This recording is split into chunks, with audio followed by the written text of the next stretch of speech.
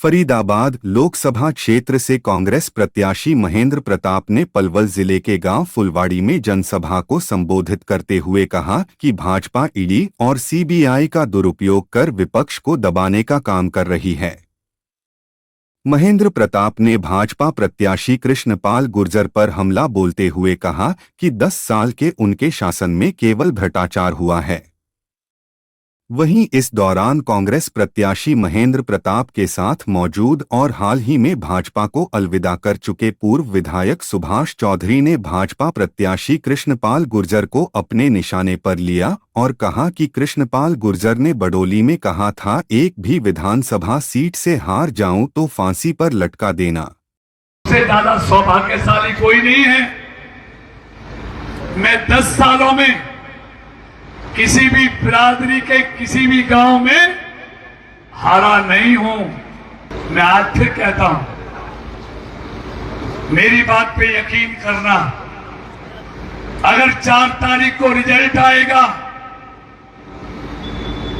तो मुझे फांसी पे लटका देना। कह के जा रहा हूं, 9 विधानसभा हैं। अगर एक भी विधानसभा में हार जाऊं तो मैं सजा भुगतने को तैयार हूं। चौधरी ने कहा 4 जून को कृष्णपाल गुर्जर चुनाव हारने के बाद फांसी का फंदा लगाकर आत्महत्या करेगा। सुभाष चौधरी ने सवाल किया और कहा, इसको पहले पूछना पड़ेगा कि यह कहां समाधि लेगा, कहां फांसी लगाएगा। फरीदाबाद लोकसभा क्षेत्र से कांग्रेस प्रत्याशी महेंद्र प्रताप ने कहा कि भाजपा सरकार में महंगाई लगातार बढ़ी है। भाजपा ने 2.5 करोड़ युवाओं को रोजगार देने की बात कही थी, लेकिन पिछले 10 वर्षों में युवाओं को रोजगार देने की बजाय बेरोजगार बना दिया है। पूछना पड़ेगा भाई, किस जगह समाधि लेगा, किस जगह फांसी लटकेगा। और जो फांसी लटकेगा, एक बड़ी चर्चा होगी हिंदुस्तान की धरती पे कि या तो कर्नल साहब शेर हुए थे या एक और परिवार शेर हुआ है। वो है कृष्णपाल गुर्जर, जो चुनाव हारने के बाद फांसी अपने आप लटकेगा और हम सब उसकी विदाई करेंगे। राम राम। धन्यवाद। आप सबको से प्रार्थना है कि सब वोट दोगे। कोई पीछे से कोई गड़बड़ तो ना है। महाराज की जय श्री राम जी। 70 साल 1970 में विधायक बने बैठे हैं यहाँ सारे हमारे बुजुर्ग। अरे फरीदाबाद यहाँ फुलवाड़ी से ही नहीं और आसपास के भी समाज बैठा। तो 70 से चुनाव देख रहे हैं, लेकिन ऐसा चुनाव नहीं देखा। कैसा नहीं देखा? ये चुनाव नहीं देखा। बदरपुर बॉर्डर से करमन बॉर्डर तक जो होटल में है, एक चीज जरूर लोग कहते हैं, आप भी कहते हो और हम भी कह रहे सभी, ना वो कांग्रेस वोट दे रहे, ना वो बीजेपी वोट दे रहे। एक बात कह दे, मैं कृष्णपाल गुर्जर हराएंगे और बात वोट ना देंगे। ये बात ठीक है कि ना है? अरे ठीक है कि ना है? ऐसे ही है ना? हाँ। अब जब कृष्णपाल हराएंगे तो कुदरत की बात है, चौधरी महेंद्र प्रताप हम वोट देंगे और हाथ के पंजे पे मोहर लगाएंगे। क्योंकि ना तो मैं कांग्रेसी हूं, ना मैं बीजेपी ने मुझे छुड़वाई थी और कांग्रेस में मैं अभी जाना रहा हूं। तो ऐसा चुनाव बड़ा गजब है। मैं समझता हूं जो मेरा आंकड़ा है, होगा तो कल कुछ भी, 70% वोट 71 चौधरी महेंद्र प्रताप जीतेंगे तो वह कोटी में सबसे पहले जाएंगे। वो तलुआ चाटा, वो सबसे पहले तुम्हें वहीं बैठे मिलेंगे। उन्हें शर्म नहीं आ रही? 2019 में जब मुझे और मेरे समस्त सरदार बुजुर्गों को उन्होंने अपने घर से बेरंग लौटा दिया और आज वो कह रहे कृष्णपाल की वोट दे दो। वो कह रहे जो बगरे आम आदमी नहीं कह रहा। मैं बैसलाद में गया कल परसों, पहले से भी जा ही रहा हूं। मुझे तो ऐसा लगा 70% वोट चौधरी महेंद्र प्रताप को मिल रही है। हमारी एक सोच बन गई है, ये फैसले जब से अभी किसी ने कहा, मुझे ध्यान नहीं, अपना ध्यान रखना। मैं तो ये कह रहा हूं, मेरा 84 से फारिग कर दिया। 84 पाल, छोटी पाल थोड़ी है, वहां तो फारिग कर दिया। बड़ानपुरी में भी फारिग है। और ये जो वैसलात का शोर है, देना रे, मैं 2 दिन से वोट मांग रहा हूं वहीं। और भाई इतना जोश है, बस बोलना रे कि यार कहीं आज गलती से आज बहन है ना, हम भगवान है तो माने ना हमारा समाज, और आप जाने ना दूसरे की माने ना, भगवान है माने ना। यूं कड़ो सच्चे ना है, यहाँ पे हाथ मत उठा लीजिए, क्योंकि तुम ही खुद भगवान हो ना। तुम ही आप आशीर्वाद दे दो। जन बच्चा है उसे भी छोड़ दो, फरीदाबाद का लोकसभा का जन बच्चा साथ हो जातो, कभी लालाओं को तराजू तुलवा रहा हो, कभी अपने जिला प्रधानों को धक्का मार रहा है, फिर मुझे भी मार दिया। औरंगाबाद में ध्यान होगा, बैठे हैं प्रधान जी, हमारे धक्का मार दिया। मुझे खाने पे आप नौत को कृष्णपाल गुर्जर मंत्री जी वहां जाके कहने लगे एसपी की, आपको तो लिस्ट में नाम ना। मैंने भी लिस्ट धर लिया, कृष्णपाल आवे और जेल में दल लीजो, पर हम ठिकाने आए हमारे। तो मेरा मतलब है, इससे ज्यादा बेइज्जती हमारे समाज की होगी क्या? हर भाई जब भी काई और के बेसमाज के कीड़ा डोल रहे तो वाको तो इलाज ना, पर इलाज समय आएगा, कर देंगे जरूर। मैं सबने समाज के उन लोगों को कह रहा हूं, उनका इलाज करने का काम आप सब करोगे। वीडियो आ रही है, 10 लाख से जीतेंगे। अब 5-7-8 दिन से जब चौधरी महेंद्र प्रताप ने पर्चा भर दिया तो 10 लाख तो फारिग हो गए। अब बन गए, ये 10 लाख कहाँ गए? अब यह बात पा गए 1-2 लाख है, और उल जलूल बयान दे रहा है। मैंने कही थी एक बात, पत्रकार खड़े हैं, बन गए चौधरी साहब कांग्रेस आ गई तो क्या उसका रूप रहेगा? मुझे रुको तो कम जाए। मैंने कि सबसे पहले तो कृष्णपाल गुर्जर अंदर जाएगा और 7 एमएलए जाएंगे, बीजेपी जाएंगे ना जाएंगे, मेरा बता दो है। फिर मैं कोई अनोखी बात कह रहा हूँ, जो तुम कह रहे हो भाई मैं कह रहा हूँ, मैं कह दूं तुम कहो ना, यही फर्क है। मुझे 95% वोट मिली थी, जब भी यही, जब इधर बदल गए अब 1-2 लोग वही रह गए, वही है।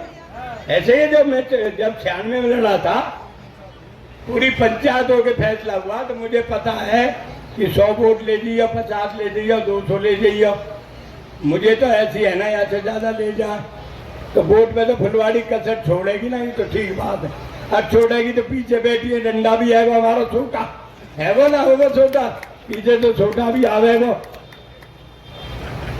और कह गए अब लास्ट में बड़ौली आएंगे। 10 साल में कोई सरदार गए बॉर्डर से बॉर्डर, किसी बिरादरी किसी समाज के कहता है मुझे का वोट दिए, मोदी की वोट दिए।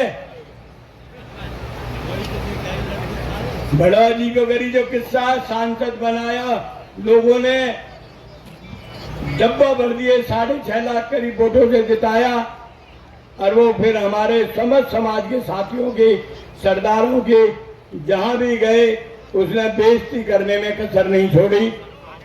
ना छोड़ी हो तो बता दो, और खासकर मैं तो फैसला की कहूंगा, मैं कह रहे मोते मैंने जात बहुत बिगाड़ी है। मैंने किसने?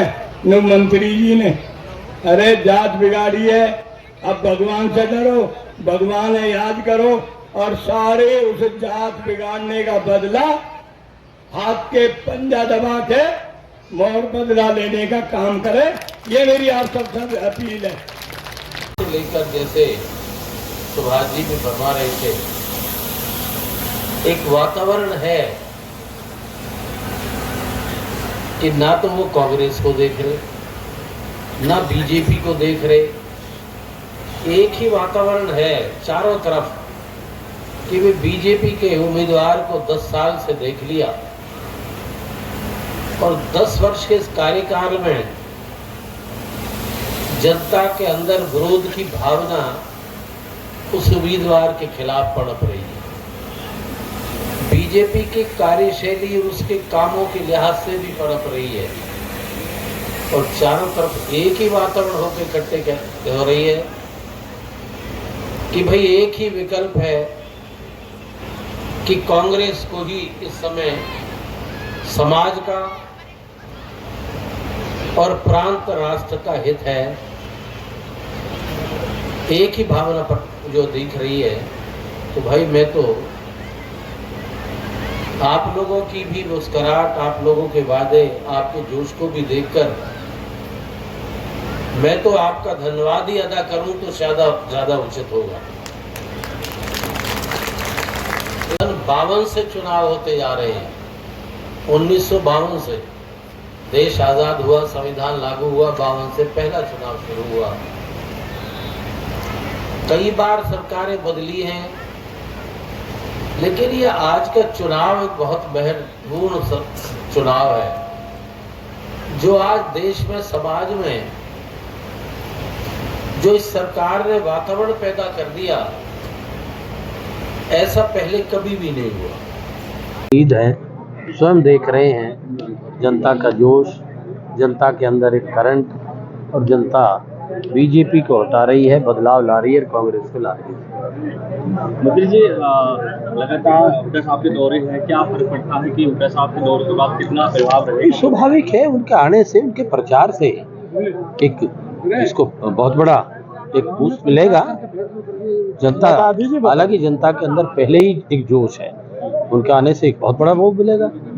एक दीपक बाबरिया जी काफी नाराज चल रहे हैं, काफी गुटबाजी आपसे कहा था, जिस तरह बयानबाजी मैंने तो अब तो पढ़ा नहीं भैया, मैंने तो सुनी नहीं। जनरल सेक्रेटरी है, कहीं भी कुछ भी नहीं है सर। महेंद्र प्रताप जी, आपने अपने भाषण में कहा है कि अगर दोबारा से भाजपा को मौका मिलता है तो अग्निवीर जो फौजी हैं उनके तलाक हो जाएंगे। उन्हें नहीं, उन्हें ऐसे नहीं कहा मैंने, उसमें सुधार करिए या कोई ये हो जाएंगे। नहीं, मैंने ये कहा है कि अग्निवीर योजना इस प्रकार की थी, वो तो कहने का थोड़ा तरीका मजाक भी था कि अग्निवीर योजना एक मजाक है कि 4 साल में मिलिट्री की नौकरी को कॉन्ट्रैक्ट बेस पर है। इससे जवानों के साथ एक खिलवाड़ है। वो तो इसलिए कहा कि हमारे यहाँ शादी ब्याह जब भी कराएं, बूझे कराएं, कोई बच्चा नौकरी लड़का कबरा रहा, कमाना रहा, तो भूल में तो कर देंगे 4 साल की में, अरे जब 4 साल नौकरी छूट जाएगी, जब झगड़ा होएगा। कोई कहने का तरीका ये है, उसका ये नहीं है कोई कहीं के तलाक ही हो जाएंगे। कृष्णपाल जी ने कल एक बयान दिया आपके बयान को लेकर कि महेंद्र प्रताप जी जो आपका बयान था कि महिलाओं की इज्जत नहीं कर सकते, वो कृष्णपाल जी ने आपका एक बयान दिया। क्या गाली? आपको एक जो हमसे क्यों बुलवा रहे हो? हम गाड़ी कुछ भी नहीं दी। महेंद्र प्रताप को जो गाड़ी देता है, उन्होंने कहा है कि मेरा बयान क्या है मुझे बताइए सही। बोला था आपने, हालांकि कहा कुछ भी नहीं कहा मैंने। बार-बार उनके तकिया नाम कलाम मांग रही, उसके पास यही कहने को है। महेंद्र प्रताप किसी को गाली देता? महेंद्र प्रताप के जीवन को हर व्यक्ति जानता है कि मुझे अपने मुंह से कहते शर्म आती है, बड़ाई नहीं करनी चाहिए कि वे महेंद्र प्रताप एक शरीफ और सभ्य व्यक्ति है। हमारा आदमी जानता है, अपनी तरफ देखे झांके, ये को काम बात है ये। अरे वास्तविक मुद्दों की बात करिए तुम। अगर उसको कहीं क्रोध में किसी बात को कहा है मैंने, वो भी सुना देता हूँ क्या है। वो ये कहा है, सुनिए जरा। एक बड़खल झील जो कांग्रेस के जमाने की एक टूरिस्ट हो रहा है सेंटर, एक वहाँ खाने बढ़ गई, पानी आता नहीं, फ्लो तो सूखेगी। उसके क्या योजना बनाई है जिसमें पैसा खाया जा रहा है, अंधाधुंध जो है अब भी ऐसी पड़ी है कि उसे सीवर के पानी से भरेंगे। तो मैंने ये कहा है, जैसे तुम कह रहे हो ना, ये कहने की बात है, अरे बच्चों तो क्यों बावड़े हो रहे हो, देहात में कहते नहीं है एक उसमें, तो एक शब्द है तकिया कलाम का, जिसे परमहंस रामकृष्ण थे ना, उनका मुकाबला हमारा आप कर सकते हैं। बहुत ऊंचे संत थे विवेकानंद के गुरु, उनका तकिया कलाम क्या हो, बात पे जब आवे क्रोध पे, किसी बात पे जब कहे भैया का साड़ा, आम भाषा में, आम भाषा की, तो ये बातें फिजूल की हैं। इनको ना आप पूछा करो, ना चलाया करो। उनसे एक हो कि क्या बातें कर रहे हो तुम, आप किन व्यक्ति के लिए बात कर रहे हो, तुम मुद्दों पे बात करिए, विकास की बात करिए, क्या दिया है तुमने 10 साल में, उन वादों की बात करिए, महंगाई की बात करिए, बेरोजगारी की बात करिए, डेवलपमेंट की बात करिए। ये पूछना चाहिए यार। तो आपके इसी बयान पे बेटियों को गाली दी आफ्टर ये बेटों की बात अच्छा, सुभाष चौधरी जी फिजूल की बात, ये यूजलेस चीजें हैं। इनको कोई न महत्व दे रहा है, नहीं, इनको वो दे रहे हैं जो इनके खास पिट्ठू है ना, वो करके इन पे और कोई विषय नहीं है, एक उठाते हैं। महेंद्र प्रताप को सब जानते हैं, महेंद्र प्रताप ने सबको सम्मान दिया है, और वो तो बहुत स्वाभाविक है। वो समाज के यार बहुत बड़े मजबूत सामाजिक नेता हैं, राजनीतिक तौर पर एमएलए रहे हैं, और आपने देख लिया, अच्छा मर्द पंच आदमी है वो। साइड में जो आप देख रहे हैं YouTube channel, Facebook page, Instagram और एक्स हैंडल, इसको आप लाइक करें, फॉलो करें, कमेंट बॉक्स में जाके एक प्रतिक्रिया दें, और इस लिंक को ज़्यादा से ज़्यादा शेयर भी करते। इस वीडियो को आप जितना शेयर करेंगे हम आपके आभारी रहेंगे। धन्यवाद। जय हिंद, जय भारत।